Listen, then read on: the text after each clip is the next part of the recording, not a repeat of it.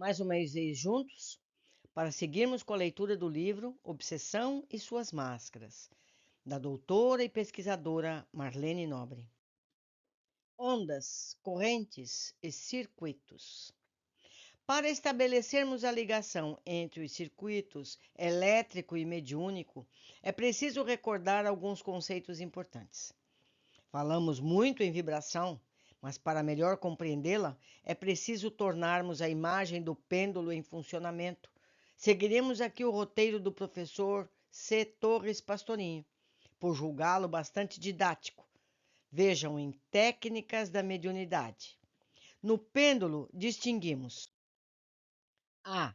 O momento de repouso ou de equilíbrio, quando ele se acha exatamente na vertical. B.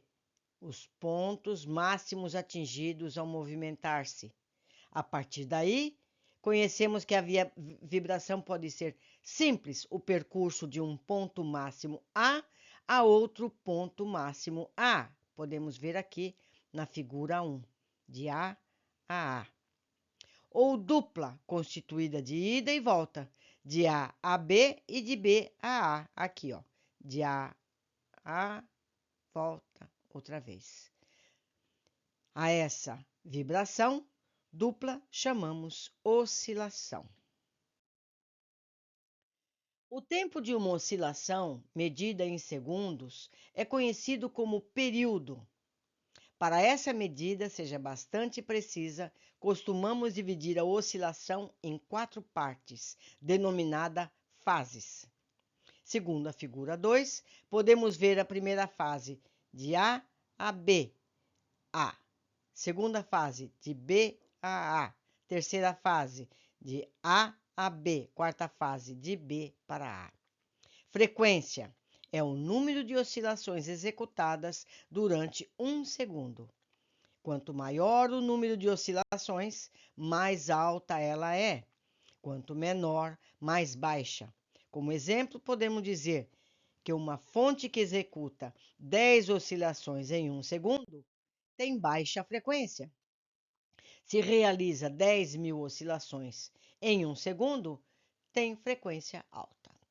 Chamamos ciclos o número de oscilações ou frequência contadas ao passar por determinado ponto durante 1 segundo. A oscilação, frequência ou vibração, caminha de um lado para o outro, constituindo a onda. Nesta, há de se considerar a amplitude, ou a força da onda, medida pela distância maior ou menor de subida e descida numa linha média, e, em outras palavras, o tamanho da oscilação. Dizemos que uma onda tem baixa amplitude quando as oscilações são pequenas, ao contrário, tem alta amplitude quando as oscilações são grandes. Então, vocês podem ver, eu vou pegar aqui de novo o ponteiro. Ondas pequenas, baixa amplitude, ondas altas, alta amplitude, certo? Vamos continuar. Ainda que se considerar o comprimento da onda, que é nessa figura que estamos vendo, que é a distância entre duas oscilações. Para que essa medida seja uniforme, deve-se medir a distância entre as duas cristas consecutivas, compreendendo-se como crista o ponto máximo de uma oscilação. A Marlene está explicando tudo isso porque ela vai chegar em frequência espiritual e tudo mais, que é a mesma coisa, é eletricidade.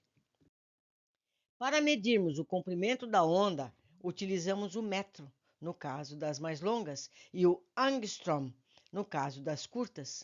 Para se ter uma ideia, uma pequeniníssima medida é o angstrom.